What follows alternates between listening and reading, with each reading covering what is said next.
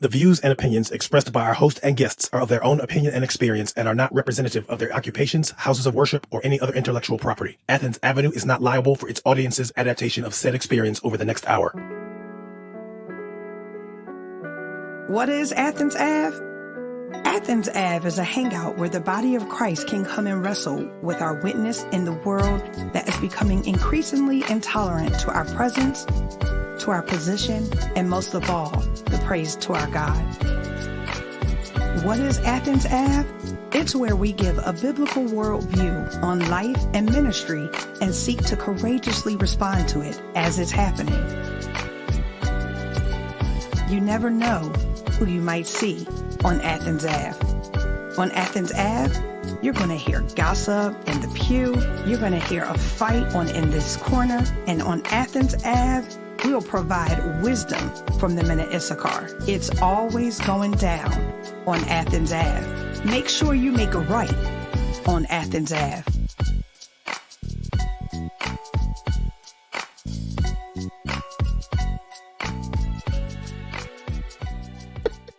Oh my goodness. Listen, welcome to the show. This is episode number 6. Yo, this season be flying by, man. My goodness. Be flying. Well, you should have like 12 episodes. You want to have 12 episodes in the season? We can't afford it. They gotta get my sponsors up. You gotta get my sponsors up. Help me! Well, we had one sponsor so far. So look, one is better than none. Okay. Mm-hmm. One is the loneliest number. Okay. Yeah, I hear you. Okay. And here we are. All right, later. Okay, no, I totally didn't ask this time because I just figured we might as well just get to it. He is gonna be so upset with me when he comes back, but he'll be fine. I've got something to tell you. I've got some news in the pew. In the pew. A godly chose. Jesus.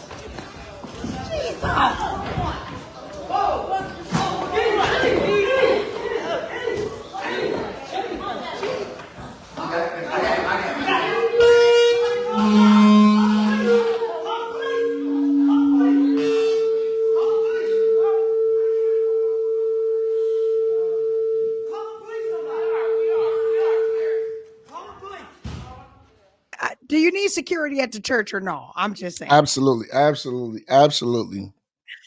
When I sing now, for the first time, were you eating popcorn backstage? Were you eating popcorn backstage? Leave me alone. For the first time, I've seen a video before you've shown it.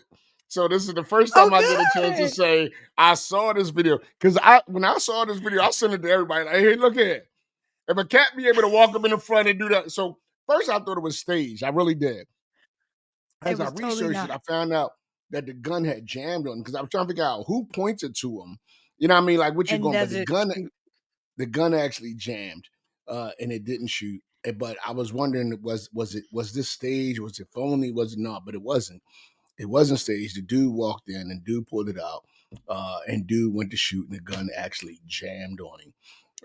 But yeah, you definitely need security in the church today. I mean, you got demonic activity, you got spiritual warfare, you got folks getting healed and getting saved and leaving former ways of life. I mean, at our church, we didn't have many threats from many people because if you're disrupting sin gets upset. And we've had many threats about what people going to come in and what people going to do. The good news is we are prepared for people to come in. Are you ready for a war?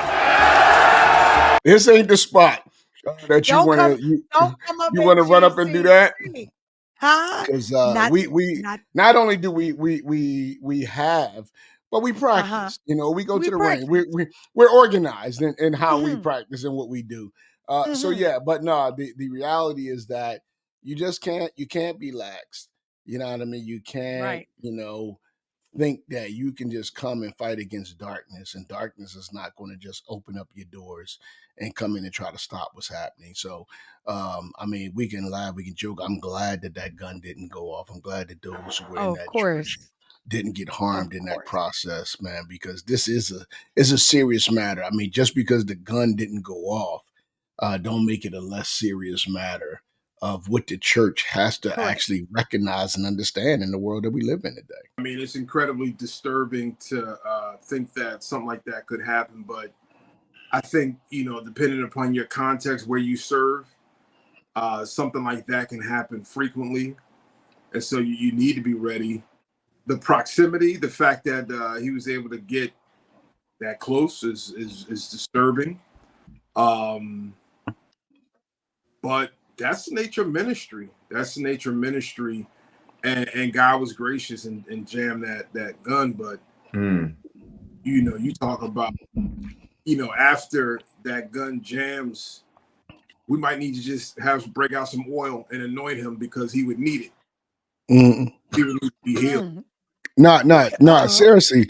I really, Wait, Dr. wait, LA. I'm gonna get I'm gonna get RDub, but no, I really was surprised, seriously, that they didn't stomp that dude after they took him down and was able to disarm him. Yeah. Like, I'm surprised that dude, like, I don't know if it's because they had the cameras rolling or not, but I'm surprised that my man didn't that they just look at it like, oh, he must be mentally ill. Let's just hold him. Somebody call 911. I mean, But they were men. Did they sound like that? Because they were definitely men. Oh, I'm sorry. Well, it was something about the soft, subtle way that they disarmed and just let him go that made me be like, Nah, I wish I could say that I had folks that was that saved that just was going to hold you until the cops came. Not that saved. I want to say that I appreciate the gun not going off in his jam because it would have been a different story. But I was surprised that they didn't, do a beat down on him. But it did show that the Holy Spirit controlled those men. You know what I mean? Which is interesting, that they were under control when they handled that situation. You gotta tip your hat to them. I started going to the range to practice.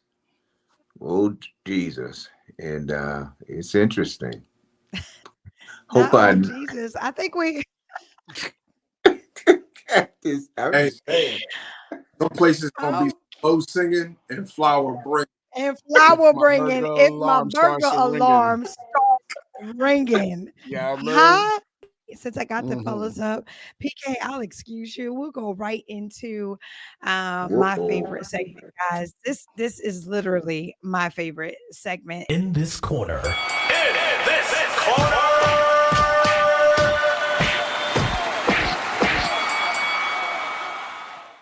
Should the senior pastor be required to do the weddings and funerals? I'm sorry that I'm laughing already.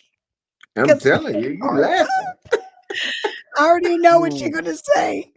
Should the senior pastor be required to do the weddings and funerals of church members? When I see questions, man, Required.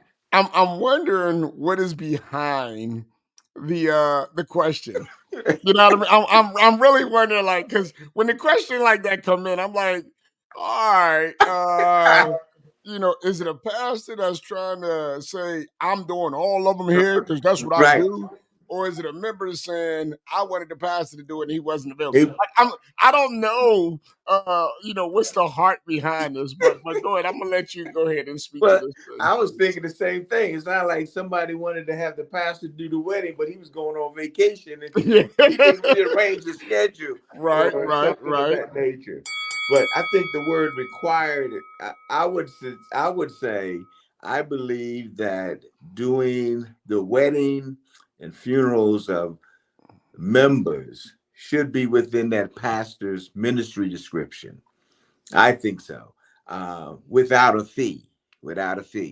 I think because if the person and the people are active members, supportive members of that flock, I think the pastor should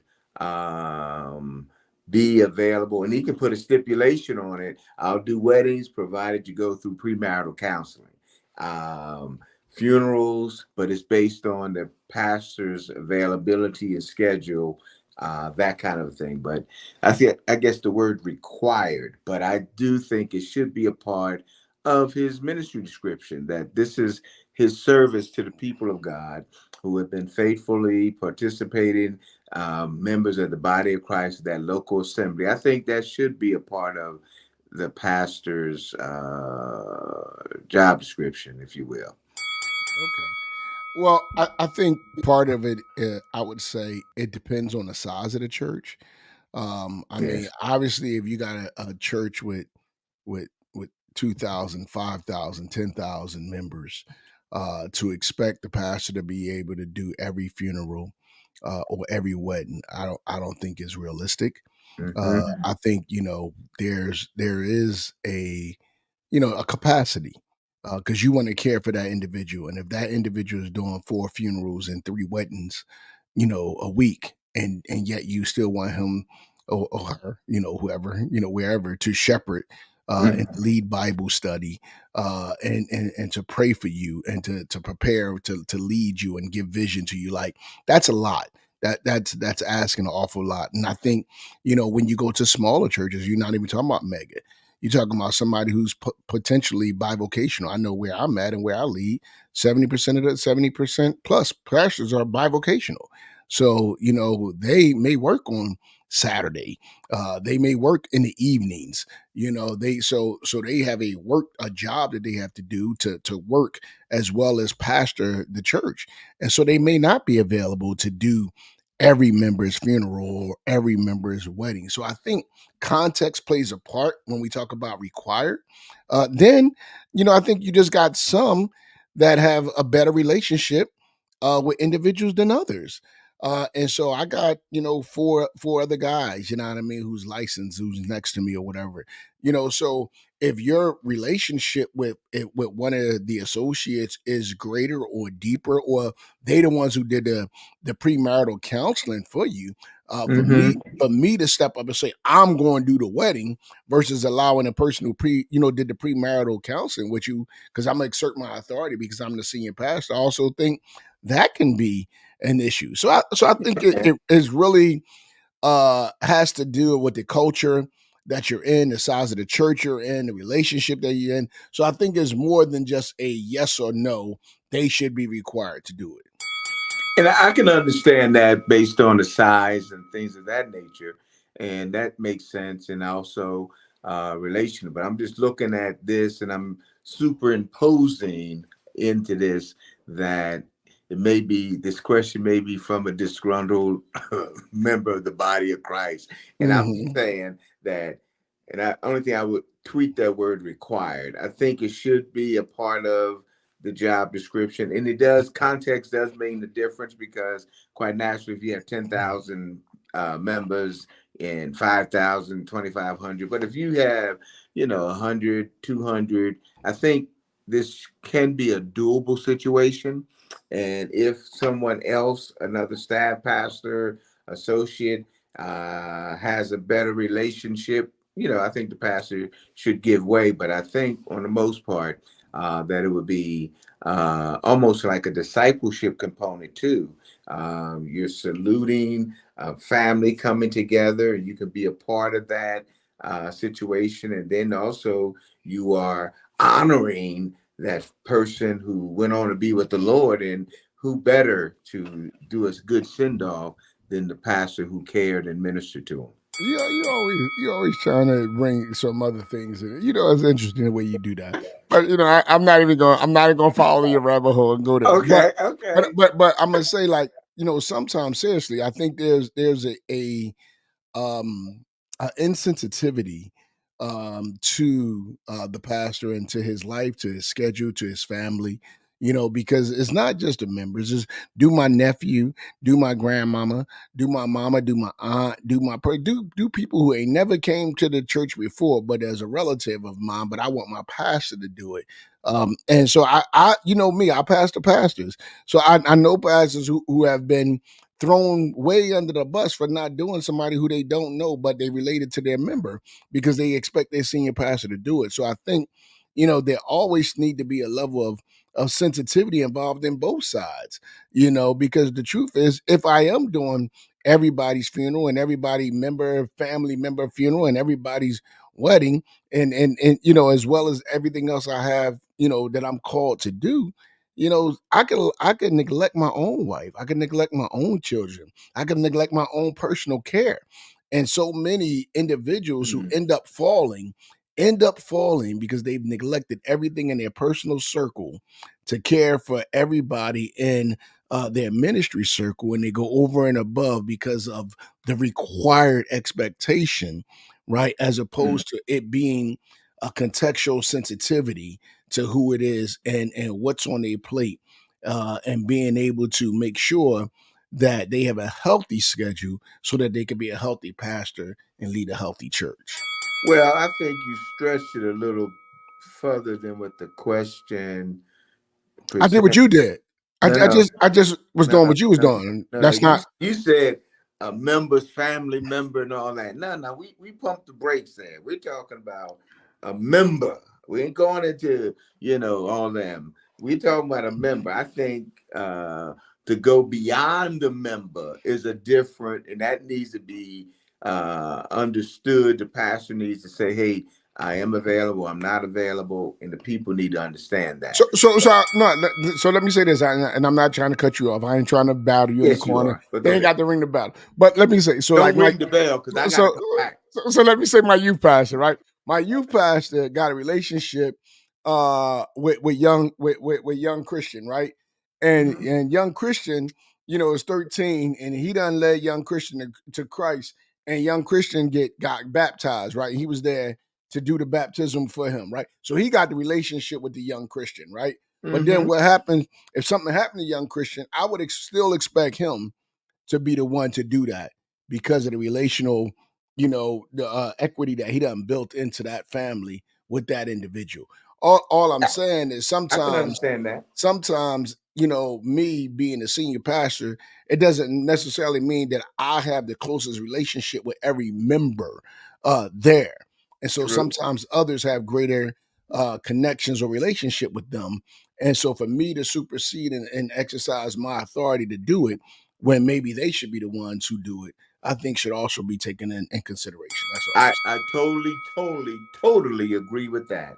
But I do think that as a senior pastor, it should be a part of the understanding of the body that the pastor, at all possible, can avail himself for the weddings and funerals of the now it's key faithful members of that body. Okay, do it say faithful?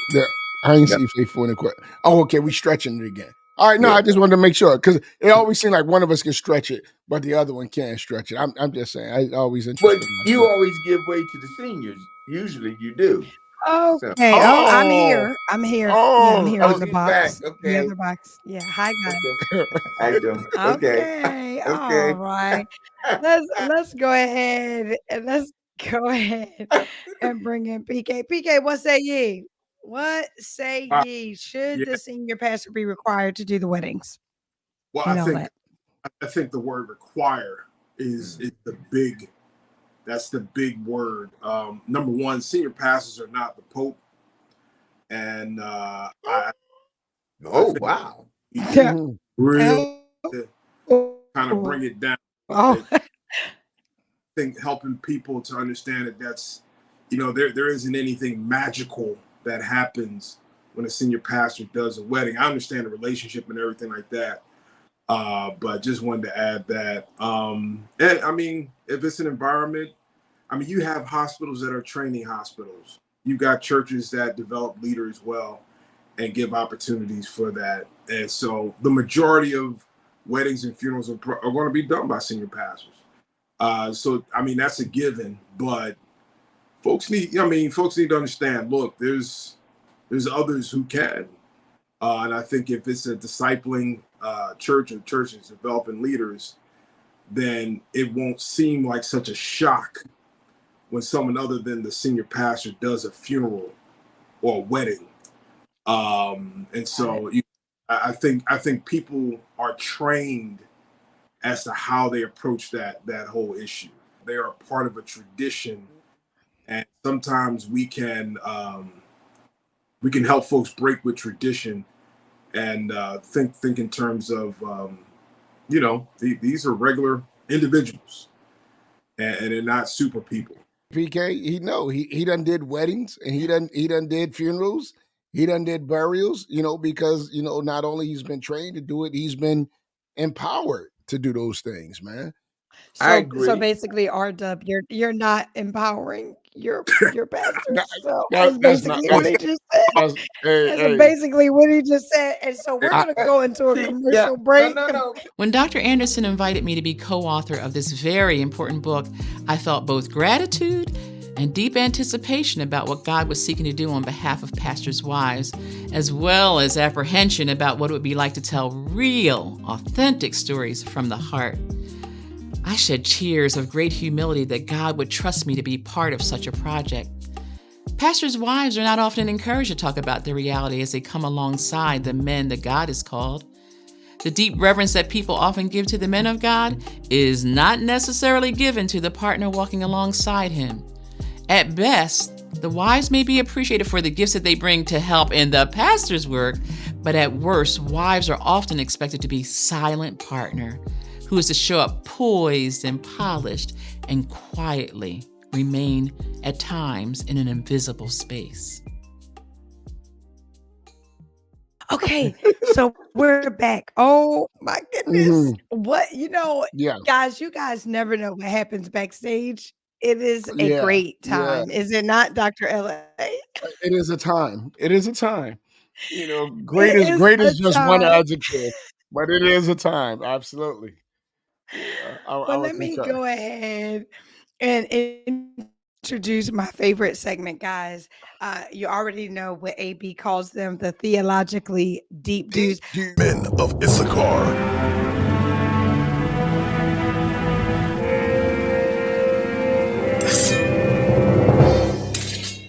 You Wow. know what? I don't know if we can keep taking these questions from the audience because they so personally biased when Yeah, they come in. Yeah. this is some kind of conspiracy. Well, I mean, that's strong language. I specifically seize on the word neglecting. Mm-hmm. So pastors, male pastors, are purposely neglecting discipling female leaders because of temptation, because of the possibility of temptation. Mm-hmm. I would add, I guess, what it would look like to others. Yeah, I don't know. Maybe I don't want to add to that question, but You don't want to do an RDub? We call it no, an RDub when we add to the question. the reality is that Jesus had female disciples, women that he taught and followed. They weren't part of 12, but they were there. I mean, at his resurrection, at other significant times, and so he thought it was necessary to pour into women. I mean, you see how he deals with several women within the Gospels, and so Mm-hmm. you've got uh, um, occurrences, an example of Christ and how he. But I mean, there's some, there's some issue. I mean, there's some concern with that. How do male Mm-hmm.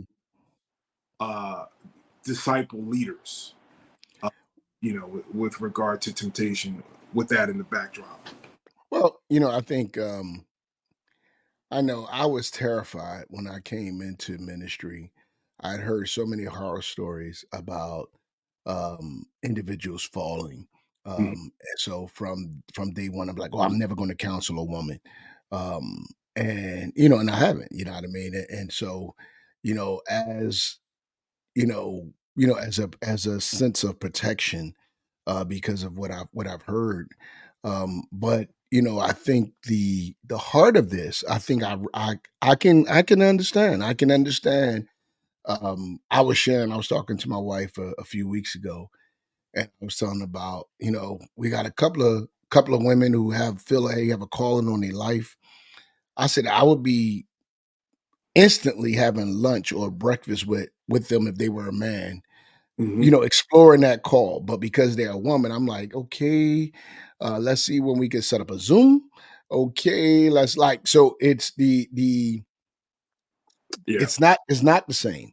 Yeah. You know what I mean? I mean, you got the same level of passion and fire and desire to do something great from the Lord, but yet there's this hesitation of how do I move forward? And it's not because I don't want you to explore and champion your gifts for the Lord, but it's okay, what looks right, what seems right, how do we protect you, how do we protect me? Like there's all of these other things that come into play uh that says, this can't just roll. I can't put it on the express way.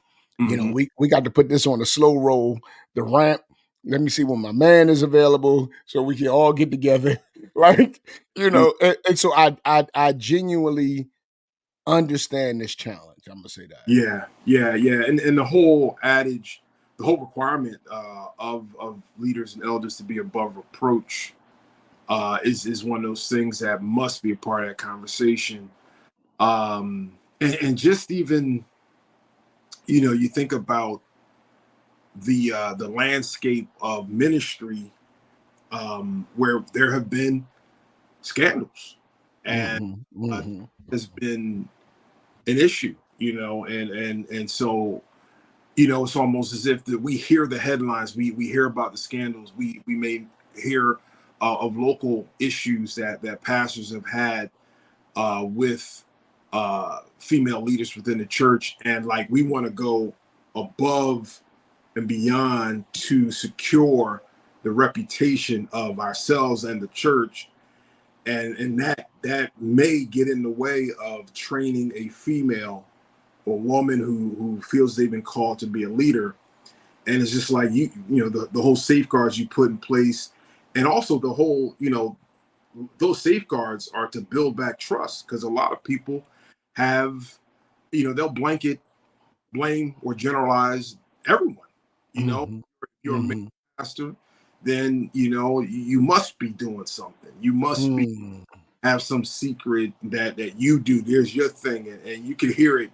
If you listen to conversations when people talk about the church, and they got to be doing something, and it may not even be the Wow. desires to go above and beyond, so to squash any of those ideas so as to remain above reproach. But in the midst of that, are women suffering, or female leaders suffering, because they don't have the same kind of access that a dude who may not even be half as committed as that female leader to Wow. the vision of the church. They want that inside stuff, that inside discipleship. But here we're meeting lunch with a cat that comes once a month, and and they got a free meal. They got their fifth. They stay up in their car. They got their first free meal, and we. Yeah, no, I hear you, and I think I think the seriousness of that, of you would meet with a half cocked dude, Yeah, who's not giving his all because you want to push him to do more, but yeah, you won't meet with the female who is giving 110%, and waiting on that discipleship. I hear that. I hear that dichotomy and that challenge. And again, I just think we got to do a better job. I think that at the when the church was male dominated, yeah, and all leaders were men, and you were discipling men and pouring into men, and you had a context where that was the case. Now you got a church that's 70% women, mhm, and they seeking leadership role. You got to reimagine how to do this. And that's why I think the Zoom, I think there's ways to do it where you don't have to be one on one in a room. I remember be like, oh yeah, if you're gonna do that, you gotta do it with the door open. Or if you're gonna do that, make sure you got a big window where you can always rewatch. Or if you're gonna do that, so I remember there was, but I think we got technology now that kind of provides some kind of barriers to yeah, help make that happen. But I think we do need to really wrestle with how to, because that word neglect is strong. yeah, Whoever wrote that, really feel, a sense of isolation. from the leadership training that others get. And I think that's significant. And so I don't think it could be something that could just be brushed over or dismissed.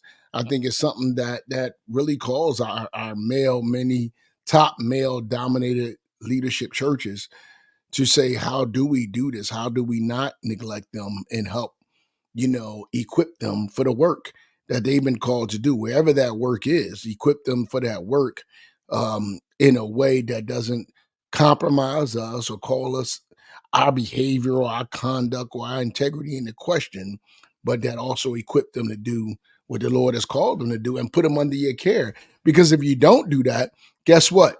I think it might have been last episode we was talking about the exodus of men.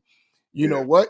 You keep neglecting these women, you're gonna have an exodus of these women who are not feeling the same equipping and empowering that the men are getting. Absolutely. I mean, you look back on our time in undergrad at a local Bible college. Most of the students there were men. I mean, they were women being equipped and studied, and like you said, 70% of the church, a large percentage of the church is female.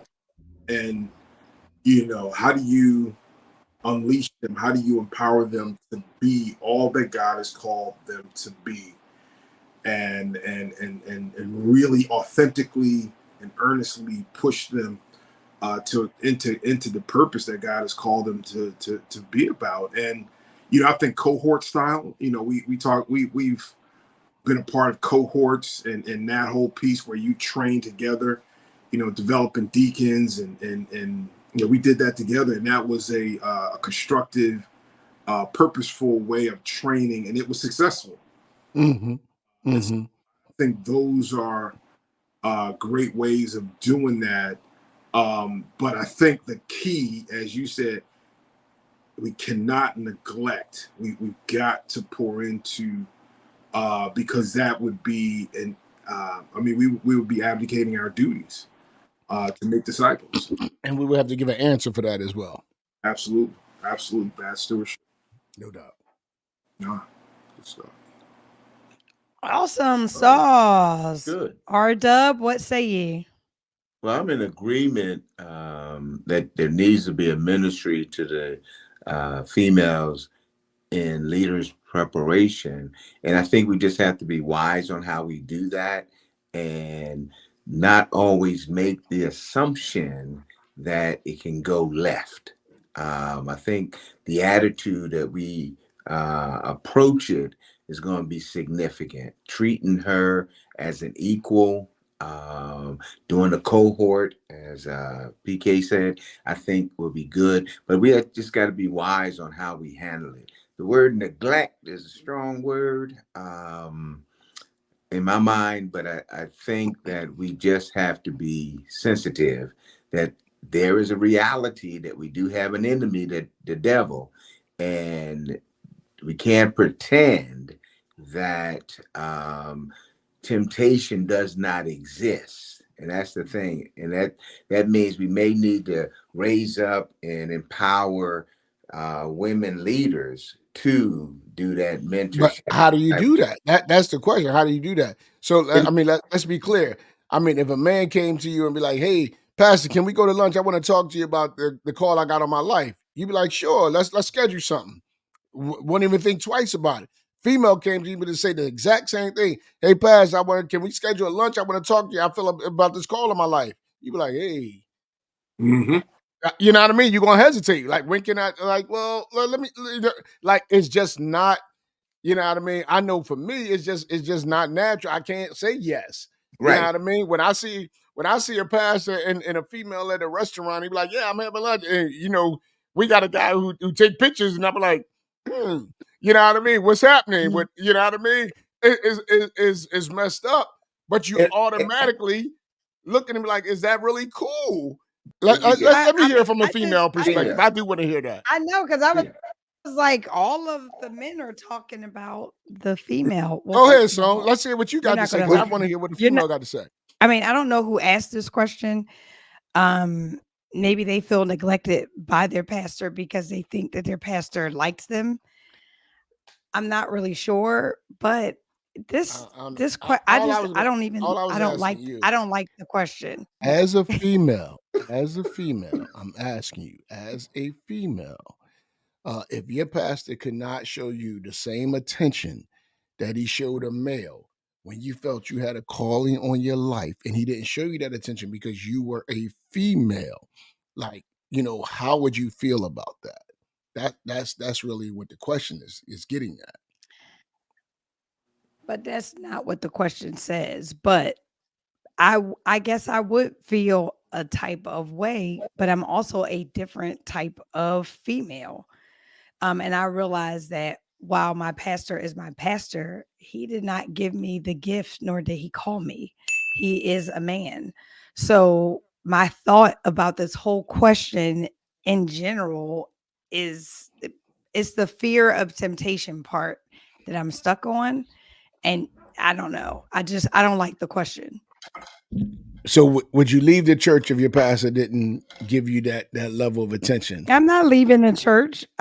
I'm not leaving the church. Why would I leave the church? Why would I be seeking my I'm love just and asking the attention from question. my pastor? I don't think that I would leave the church because I was in the church when I felt that the pastor was not equipping me. He was pimping me. So I've been in that Wait. position. I don't know. but I don't know if I'm sorry. I don't know if it was a digital thing or internet thing. Whoa. But you said he didn't give you he wasn't equipping you. He was what? He was pimping my gift. Okay, you did say pimping. That's what I thought you said. I just didn't. I'm just saying, like, if we really want to talk about pastors and women and you want to ask me honest questions, I can only draw from my own experience. And my experience with male pastors is that Okay. sometimes they exploit your gift in a negative way, and they try to use the gift that you're really called to do as a pawn for you to do what they want you to do. And so I don't like the question. So we'll go to another question. Yeah. Because that's evidently, Yeah. we can see that struck a nerve. Yeah. Okay. It has. It's because it's real life. Like it's Right. happened in real life.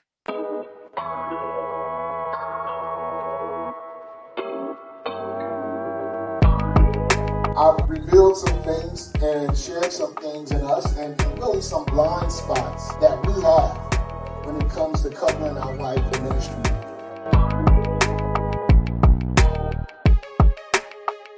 It's easy to say during your first ministry. It's a whole lot harder to actually do and function in that space. I don't think you can lead a healthy church if you don't have a healthy marriage and a healthy home. What you have is some heartfelt words and stories and transparency that I hope you can appreciate and benefit from and share with others. It starts with us being transparent, revealing where we are and where we come up short, and working on that together so that we can be a better blessing to the church.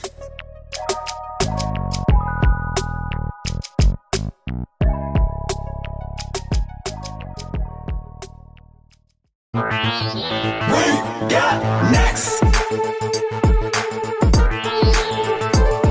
We got next.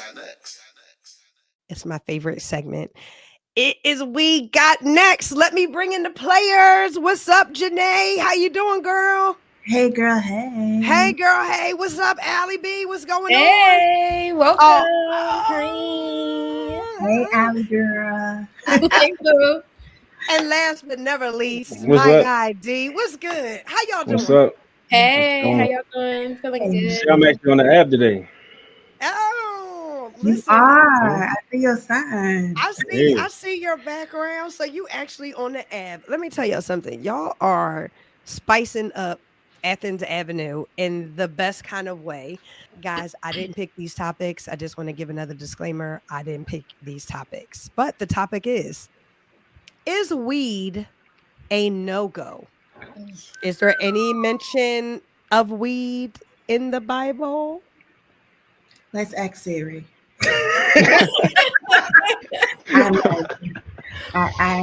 I do not there's a lot of things I don't think that are mentioned in the Bible with the terminology or the language that we use now, like shacking up. They didn't say that wasn't even a word back then. Yeah. I will never believe that people were not indulging because it was around. You know what I mean? Like it wasn't like we just was discovered today. And I think the Bible is a book that is a history book, right? So it's telling us just how do people engage. It's a history book, like American lit or American history, but it also is a book that has guidelines and parameters. And I think some things in the Bible are not always giving you a principle or a guideline. It's just telling you what was happening at that time culturally or historically. So I said that to say that I've never read it. That don't mean it ain't in there. It's just that I ain't never read it. And because I haven't read it or somebody can't give me Bible, I feel like then you can't tell me that God said no. There's the saying, right? There's nothing new under the sun. So it has to be there somewhere, right? Like think about things like homosexuality. You think about things that, drunkenism, things like certain diseases, right? They might not be what we call it today, but I'm almost positive it's in there somewhere. Again, I don't think that it's not there, but they probably didn't call it weed. They didn't call it marijuana. Yeah. I mean, like, I doubt they was out there rolling and smoking up backwoods, but I'm sure somebody was, Yeah. I definitely believe that it was there and it was around. I mean, so how do y'all feel about the question? Like, is it a no-go? Like, so how are we viewing, or would y'all view, I guess, from the outside, like a churchgoer, somebody that might be telling you about Christ, like, and you know that they be getting fried, like. What do you think, D? You ask us what you think. It rock with you. I They mean, get fried and talk about Jesus. yeah, I mean, honestly, I don't got no problem with it. I think, kind of with anything, there's a balance. So like, the kind of the same way it goes with like drinking, like don't let, that substance or spirit like control you. You feel what I'm saying? So it's like, you can do what you do for, number of reasons, because like obviously like people use weed for like medicinal purposes. Um, but obviously you don't want to be walking around, you know what I'm saying, like stoned all the time where you can't function to where like you're not yourself. You feel what I'm saying? Honestly, you ain't even got to be Christian. I don't think people should allow themselves to be controlled by anything. And I think in the Bible, we talk about drunkenness. They're not just talking about alcohol. You can be drunken with rage. You can be drunken with lust. You can be drunken with unforgiveness, right? Ultimately, don't be drunken or consumed by anything outside of Holy Spirit. But I don't think it's anything wrong with socially, recreationally, medicinally smoking marijuana, personally. I mean, I think that it truly is like any other sin that we have, right? People lie and lie in the church. They lie out the church. You know what I'm saying? So, and to say, is it a no-go? I think it's something that if you using it as a crutch, right? If you put both of our thought patterns together, if you're using it as a crutch and you're over consuming in it, then yes, it should be a no-go because you can't handle yourself properly. Like, again, in moderation, making sure that you're not letting this inhibit your thought and your mind and consume you, right? But Jesus turned water into wine. He never said you can't drink. He said, now don't go out, get drunk, act the fool, right? But Jesus, was he sipping on wine? I don't know. Let me not get into the Bible. I don't know. But he turned water into wine. So he was around folks sipping wine. He obviously encouraged the wine because why else would he turn it in from one to the other? So again, if you're not letting it consume you, if you're not letting it hinder your walk, if you're not letting it be your end all be all, like be another God in your life, then it shouldn't be an issue. Just like money can be a simple evil. It can easily overtake you, overcome you, and drive you to do something that you shouldn't do, that is completely and against God and his word. But money is a necessity in this world, in this life. So now I'm not saying weed's a necessity, but some people might feel like it is. But I'm glad you brought that up, because when you were talking, I was thinking about people who make it a necessity. If you're going to do it socially because you just enjoy it, that's one thing. But to do it as self-medicating yourself, like, it's one thing, God forbid you have cancer and they prescribed it to you as a pain management resource, right? But people who are taking it to like numb their pain, I think that that is unhealthy. So if you are choosing to smoke weed as a way to self-medicate from pain and grief, or you now need this to help you function, I feel now your dependency and your help, if you will, if you're going old Baptist church, your help ain't coming from the Lord, right? When you talk about, like, say someone who may have some sort of illness, right? It could be the same thing for some of these opioids. They become addictive, and those pain medicines, right? If God gives you a way to soothe your pain, right, from an illness, an ailment, and if it happens to be weed, now I'm a bad Christian, now I'm a sinner. It's not something that is consuming my everyday life. Now, the word does say we should keep a pure body, pure mind, pure heart, but then there's other things too, like we could start talking about like tattoos, piercings, things that become a tradition that typically everyone does, right? We pierce little girls' ears at 3 months and older, but are we even supposed to be doing that? We circumcise. I know circumcision is supposed to be circumcision is a way of kind of showing that that's what you believe, right? In the Bible, back in those days, that's what circumcision was. But now it's just a everyday traditional thing. It's lost its value. Is it still necessary? So I think we just have to like work with the times that we're in. And I think that it is in the Bible. It might not be mentioned completely, but I don't think it's a no-go. I think that as long as it's not hindering you and keeping you from walking your walk the correct way, then it shouldn't be a no-go. But once it becomes a crutch, once it becomes a hindrance, once it becomes something that you can't, you idolize, like you said, then it's something that it becomes another sin that we need to work through. I think like the world kind of just puts a bad stipulation on it. Mm-hmm. Like if you're a weed smoker, you're kind of looked at you're kind of put in a box. You feel me? Like, and that's why I think that maybe as a Christian, as a church goer, that kind of looks, or kind of seems like it needs to be hidden in a way. Do y'all feel that? Yeah, definitely. Like a workplace, right? You don't go to work drunk. You wouldn't come to church drunk. So in your mind, you shouldn't come. I don't think you should come to church. You shouldn't come to church high. It's just not, it does make you look different. You are frowned upon, and you do look a little bit different in the light. So, there's a time and a place for everything. And that is not the time nor the place for that. Just like a whole lot of other stuff is not a time and the place for that. So I definitely believe, like, on your way to church, no, you should not be smoking your church. So could you imagine? I can imagine. All right, guys. Thank you for being perfect. Peace. Bye. See ya. Is weed a no-go? I mean, and is there any mention of weed in the Bible? No, weed is not mentioned. Cannabis is not directly mentioned in the Bible. It was communicated that it was a history book, but it's not just a book of that definitely defines a portion of history, but it's a law book, it's a wisdom book, it's a book of prophecy, apocalyptic narratives, epistles, the gospels, but ultimately it's a love letter from God about God. And so when we talk about we first we got to identify, our body, as we know, is a temple.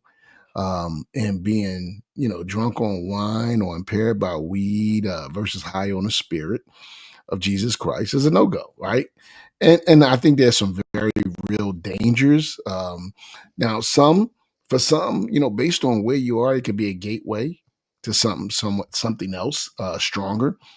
There's this idea that once you get high on one thing, you want it, it only get you to a certain place a certain many times, and then you want to get something else that's going to take you further, right? You got to ask yourself, does when I smoke weed, do it hinder my testimony? Am I still in a position to give a reason for the hope that I have in Christ? Like, am I still in a position to do that, even when I'm participating in that? So I think there's just certain questions we need to ask ourselves if that's what we're going to indulge in. I think the whys is important. Is it a crutch? Is it a dependency?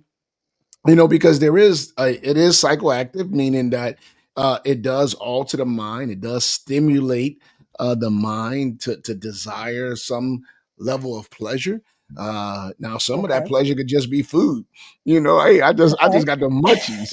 You know what I mean? Some of that pleasure could be I want something else. But for Right. some, I know some who smoke weed and it just makes them anxious and make them paranoid.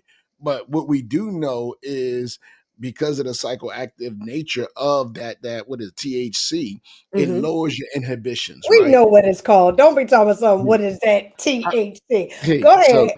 it, Go it ahead. lowers the inhibitions, right? Okay. Right. Okay. So I think that's critical because it lowers the guards, it lowers, that level.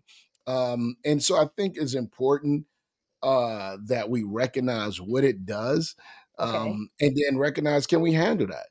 So for me, it's not whether or not it's legal or not legal, because I think it's ultimately is going to be legal everywhere, just like alcohol prohibition, like before Yeah. it Talk became about legal, right? it. Mhm. So yeah, before it became legal, it was now I think there is a level of acceptance Right. in many places, even church circles, Right. concerning alcohol, but is about being drunk, is about acting outside of the God nature and the God, that Right. inhabits and dwells within you, right? And even if it's legal, don't Paul says it don't mean that it's beneficial, right? And then there's a difference between use and abuse, right? And so I think I was going to say I was going to say, yeah, but hold on, I'm trying to hear correctly because I'm trying to figure out if I'm gonna make it in or not. Because yeah. Now, all of these things I think come into okay, to okay, play, and then into you play, got, and I'm just talking about recreational. We ain't talking about medicinal, medicinal, right? right? So Okay. medicinal is a whole nother thing. Well, So let's there, we do not need a glass of alcohol medicinally. Okay, so let's just yeah, no, no but no, doctor is going to prescribe that, but Paul they did. may Paul prescribe did weed. tell. Paul did instruct. Drink a little bit of that wine to help your sour stomach. So Did okay. it could be used in a medicinal way. So don't hate on the alcohol. But not that I'm defending alcohol. I'm not I'm listen, just making a I'm an statement. adult. We're adults, Mhm, first of all. mhm. So I and not to cut you off, but I But appreciate the mhm. fact, don't do that. But Go I ahead. appreciate the fact that you did not do what I thought you were gonna do. What's that? I just I want to hear what the fellas have to say, but I honestly I just didn't know. I didn't know that you gave a very that response was awesome. You've included everyone. You know what I mean? You've included everyone. You made it clear about use, abuse, the convictions that you have, all of those things. I The love weak that. There's a weaker brother, thing. I Right. did, yeah, I but understand that. absolutely. But I think, like anything else, there ought to be, because the Bible does not specifically deal with weed, because it never calls, drinking a sin as opposed to Right. being drunk a sin. I think there always has to be some level of grace, and understanding, cultural awareness, compassion when we deal with certain things. But I think it boils back down to the individual themselves. We know why we do Correct. and what we do, Correct. when we do, and how to do, and how much is too much to do. Correct. And I think we need to, always exercise some level of self control and always be in a place to give a reason for the hope that we have. I love So, that. This is actually my favorite segment. Just mhm. hands down. Yes. Okay. So Mhm. this guest is really exciting and I'm pumped about the audience meeting them. So here we are. Dr. Atiya Kearney is the founder of Chai for Healthy Living. And Dr. Atiya was educated in the Philadelphia public school system, and she got her high school diploma from Abington Senior High. Now, wait a minute. Is Abington, Philadelphia, Dr. LA? Is Abington, Philadelphia? Abington is definitely not Philadelphia. But that's what the bio says. You know what I'm saying? I mean, yeah. I don't know about that part, but my wife gonna, graduated from Abington. She ain't from Philly. She ain't from Philly. Okay, but she ain't from Philly. Okay, I'm gonna keep reading though. I'm gonna keep Go reading. Ahead. You go. She got her bachelor's degree in sociology. She has her master's degree. She's attended Westchester University, Springfield University, and she has her D.Min from Mizio Seminary. So Dr. Atiya specializes in trauma and intimacy within the Christian marriage with certifications in specialized trauma and EMDR therapy. So she loves to say, let's embrace the path to healing. So I am going to present to some and introduce to others, none other than Dr. Atiya Kearney. Hello, madam. How are you? I'm good. How are you? She's good. She's good. I'm glad to have you on the hot seat. All is well in the land. Welcome to, yes. So we won't call it the hot seat. We'll call it the spot. Miss Unchurched Church Girl. You got a book coming out, and we want to talk about that book. I'm not throwing no softball questions at you. I need to know because I've been up in that book, and I feel as I was reading a real burden on your heart, but a real wrestling match with should you not, what should you say, what shouldn't you say, and you seem to wrestle with that actually in the pages of the book before you wrote it. So tell me, what were you wrestling with that was really causing that angst in you about writing? My struggle was finding my voice within the church, trying to figure out what to say, what not to say. Sometimes I think when people are trying to change a system, they can kind of go hard in a church that can dishonor the people that have paved the way. And that's not my goal. My goal is to honor those that paved the way, but also show that there's a space for unchurched church girls just like me.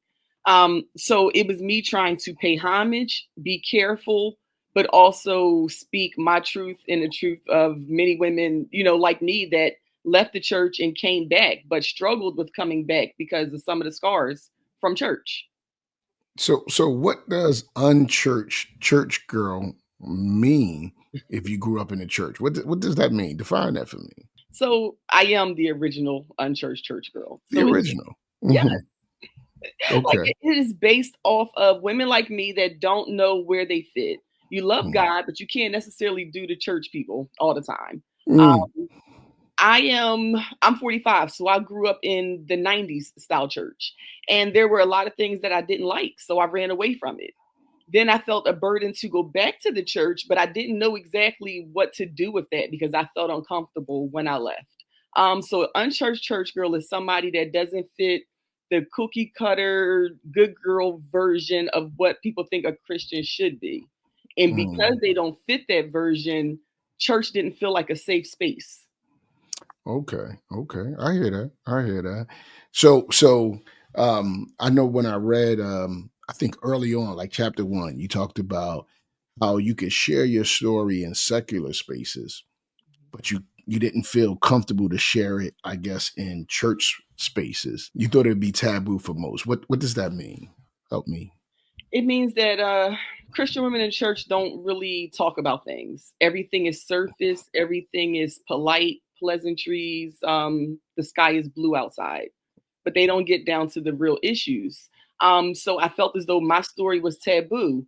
People I know in the church, they kind of paint this picture of who you are or who you're supposed to be. And when you get to know people personally, that's not their story. But because that's what's painted, I didn't know how it would be received when I was saying, you can be bold, you can be who you are. It just has to be rooted in Christ. So I just didn't know how any of that was going to be perceived. An example of that was my dissertation was on intimacy within the Christian marriage. And I got a lot of pushback when I was just asking for people to be part of a focus group. So that's how I knew the topic was going to be taboo. People were clutching their pearls as soon as I mentioned the word sex. So in other words, you just politically called out church people as hypocrites. Is that what I'm hearing? I didn't say it. You did. I'm trying to, understand what you're saying here. Yeah. You're saying that there's real life and real issues that's not being spoken in a real way. Is that what I'm hearing you say? Yes. I'm saying And- that people hide behind this fake curtain and nobody's lives are getting changed because everybody's hiding. Are you feeling that you're leading a liberation movement to do this? Like, help me. No, I'm not trying to lead anything. Actually, I would love to be the cameraman. I would love to be in the background. God pushing me to the front is absolutely hilarious to me because I don't want to be there. But I know that my voice is needed, so I'm just trying my best to step into my God-given calling. The Unchurched Church Girl it's a community. It's a safe community for all women.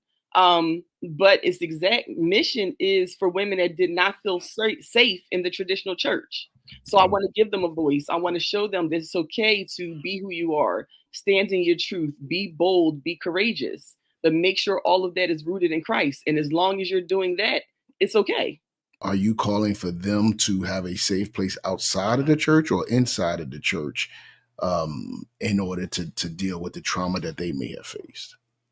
So I actually called it like our auntie's call to action. And what I meant by that was the women that grew up in the church with me in the 90s. It was great music, big hats, but a whole lot of judgment. So we ran away. The women my age are the last generation that experienced church mothers. So therefore, it's our responsibility to bring these babies back to the church because we ran out and we took them with us. We have to show them that it is power in the church. It's wisdom. It's wisdom and mentorship. Mentorship wasn't there was no transparency in it before.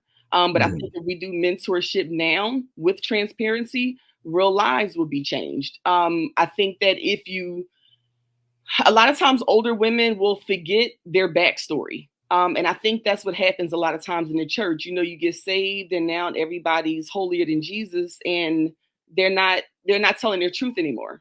But when I sit with a young lady and I'm able to tell her the reason I know how to tell you how to get a PFA, a protection from abuse order, the reason I know how to tell you to apply for custody, the reason I know how to tell you to do these things on your own is because I had to do those things. And once you do that, it humanizes you to the younger generation and they get to see that it's another side if they heal. They get to see that, that is not all that they are. They get to see that you can pour into them with love and not with judgment. And I think that we have to bring those things back. We have to bring back the true mentorship with honoring God. We have to show these babies that you can love Christ and still have fun. It does not mean you have to be boring. It does not mean you can't be authentic. You can be all of those things. God calls us to be all of those things. And that's what's important. When we talk about the hurt and the trauma, you mentioned church hurt, but then you also describe a lot of hurt that happened in a woman's life that she don't share.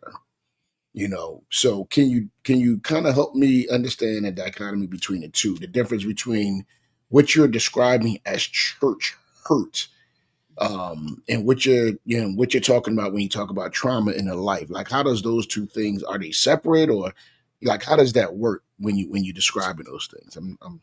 I think it is separate because I think that you should be able to come to the church with your trauma and be able to heal. But a lot of times people feel like when they come to the church, they have to hide their trauma. Like it feels like sometimes the church is accepting of certain traumas, but not other traumas. So people are fearful. For example, help me. What is not acceptable? What's acceptable? What's not acceptable? A woman that has children by multiple men, that's frowned upon in a church. Okay. But men that have men that have children with multiple women, that's not frowned upon in the church. Okay. Okay. So that double standard is one example. Okay. So you're saying in the world, men could be players and women are whores, but in the church it's the same thing? Yes, and there's no difference. So why get up Sunday morning? Oh, okay. Facts. Okay. And you've experienced that. Okay, Dr. Tia. Okay. Like when you say you walked away, what caused you to walk away? And help me understand what caused you to come back and to stay. When I was younger, the church that I grew up in, the older people weren't nice. The ushers were mean. The missionaries were judgmental. The kids had cliques. The best part of it was the fried chicken, the juice, and the cake. We just was in church all day for no reason. Like nobody was really honoring God. They was just jumping around. So that's why I left the church. And then when I tried to go back around like my early 20s, it was the same hypocrisy. So I couldn't figure out why I was getting up Sunday morning. Like I might as well rest than come in here with the same messy people. But after I had my first daughter, well, when I was pregnant with my daughter, I knew I had to get my life together. You know, like a lot of women my age, they ran from the church. But if we're honest, we've had a void since we left the church. We just didn't know what to do with that void. So I knew I needed to figure it out for my baby girl. So I came back to the church. The thing that made me stay is I wasn't judged. I was a little fearful about coming into the church. I wasn't wed, and I was coming in with a baby daddy, you know, and we were living together. But when my church did things that they might have thought was small that were huge to me, was using my daughter as baby Jesus in a play. Like it showed that I was accepted. It showed that my baby was loved. It showed that they were actually going to walk life out with me. And that meant everything. That was the reason that I stayed. That was the reason to get up Sunday mornings. What's the goal? What are you ultimately hoping to see come to fruition as a result of your efforts in writing and sharing and putting on these conferences? Souls for the kingdom. Women being bold, women walking in their truth, women honoring God, women bringing their families to the altar, women healing, families healing. You know, and I wanted you to articulate that because I do know that it's easy to think somebody's hating on the church, somebody's being anti-church because you're trying to find your voice and find your place and offer up some space. And so I wanted you to articulate that you are kingdom focused and that you do want to see people get saved. You do want to see people be discipled and come to know the Lord in that regard. So I did want you to say that for some of your haters and some of my listeners as well. So what you got? Not the haters. Oh my gosh. Well, first of all, you said a mouthful and we need to pass the collection plate. You're 100% Dr. Tia. I can't wait to read your book. I know you're bleeding on the pages right now. And there'd probably be way more coming. I'm excited about it. So my question is, we talked about blended families, you and I. The toughest things you guys had to decide. What was it? What was like, oh my gosh, this could be so easy if it was just us? It was the personalities. We have 3 teenage girls in our house. We are outnumbered. It's the attitudes. And it's the other parent. You know, you can't control, people on the outside. So it was those things. It was the teenage attitude. And then it was working through that whole co-parenting piece. So what's your favorite food in the family now that you guys are working it out? My favorite food in the family, we all like seafood. So a win is a win with seafood. Awesome sauce. That's my favorite as well. All right. Last thing. What's your favorite color? Well, I don't dare say purple. You got on purple. What do you mean you don't dare say purple? Stop. No, it's don't run. Don't run from it. Don't run from it. It's okay. It's been a bad influence. Lavender. You're such a hater. Thank you so much, Dr. Tia, for coming and talking to us. This is your opportunity to just leave a nugget maybe 20 or 30 seconds on what you would like to tell our audience that you haven't already told us. Because let me tell you, you already read the people. So I'm going to go ahead and remove myself and Dr. LA. Hey, my unchurched church ladies. So I want you guys to just reclaim your identity in Christ. I want you to be bold. I want you to stand in who you are. And I want you to let the kingdom know that the aunties are here to set it on fire. So we're going to declare that the kingdom is where we deserve to be. We have a place here as well. So follow me on this unchurched journey. We got this. God got us, and we're going to move together. Ready. All right. Oh my gosh. What an awesome show, Dr. LA. Just all of the things. All of the things. Absolutely. Absolutely. Becoming more complex with every week. You know what I mean? More, we diversifying our portfolio. I took a total turn. I struck a nerve. I just turned the whole show crazy. So I'm sorry, guys. But thank you for loving me, all of my brothers. Thank you. No problem. No problemo. I just want to speak. What you want to say? What you want to say? Podcasting ain't easy. It's not. Podcasting is not easy. You are so right. You are so right. All right, who's closing out today, Dr. LA?